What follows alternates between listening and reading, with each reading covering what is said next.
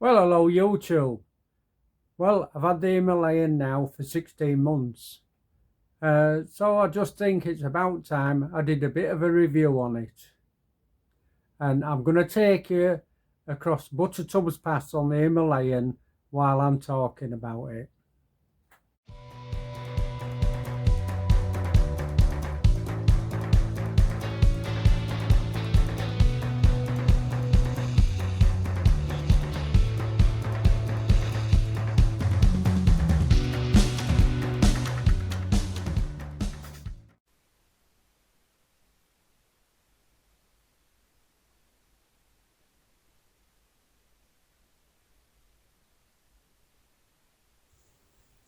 I bought the Himalayan after watching videos of itchy boots go halfway around the world, and Kamikaze went from Seattle right up to Alaska and has toured around Alaska. And there seemed to me to be a very rugged, reliable bike.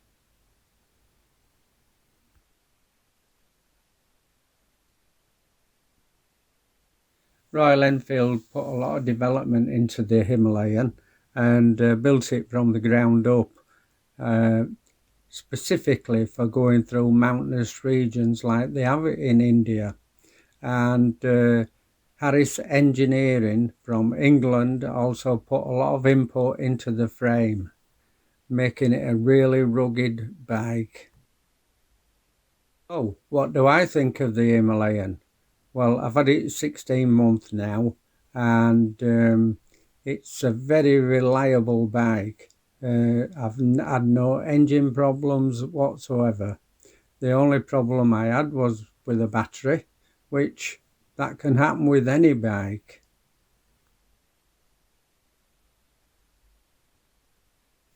I have found that my journey on the bike and on YouTube, I've found out that I enjoy meeting subscribers, and I've been out camping, and the bike, it just lends itself to carrying loads of gear, all your camping gear and food and everything else. It's perfect for the job. It is a very basic mid-weight adventure bike, not too heavy, and is quite at home on the pavement or on the roads, and can handle a bit of green laning. I've never done green laning as such, but I've been across fields and down farmers' lanes, and it does it with ease. I know some people say it's underpowered, but I think it's only 24 brake horse or something like that. But it makes up for it in torque, and when you're going up hills and what have you, it'll just fly up hills in almost any gear, and coming down hills as well. The engine braking is superb. You can come down very steep hills in an orderly fashion. The bike doesn't lend itself to motorway riding, in my opinion, at all. I think if you're cruising at 65, that's as fast as you want to be going, really. It's much happier at 55 to 60, which is too slow for motorways. You get in the way of wagons and what have you. However, I never bought the bike to go on motorways. I much prefer the B roads and maybe A roads. And the bike, it's just made for it. Made for these windy roads, uphill and downdale. It's just, the engine's superb in it for pulling away at your lower speeds. When you're riding the bike, you think that they have a lot of character, not like riding an inline four or something like that. The single cylinder just thumps away, and it brings a smile to your face.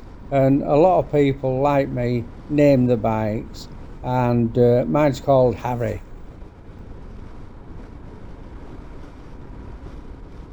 They are on-road, off-road bikes. I mainly ride on the roads, and I can honestly say the bike handles superb. I've never yet been bounced about all over with the suspension or wobbling about on corners. It just sticks to the road and keeps on going, and it just seems to keep on going, and everything you throw at it, it just handles it in its stride. Not 100 mile an hour, but nicely steady away. The brakes, well, they work. They will stop the bike, but if you're wanting to do stoppies and get the back wheel up in the air, this is not the bike for you. If you're not flying about, the brakes are adequate, but I would say they're adequate, but that's it really. But I've never had a panic riding the bike with the brakes as they are. The engine's very basic on the Himalayan, and I can manage to do the maintenance on it myself. Oil changes, filter changes, easy to do. It's a bit awkward when you're draining the oil, as you can get oil all over the place. But if you make kind of a funnel out of cardboard, you can manage. Also the valve timing, it's easy to do. It's very easy to do, and setting the tappets, very, very basic.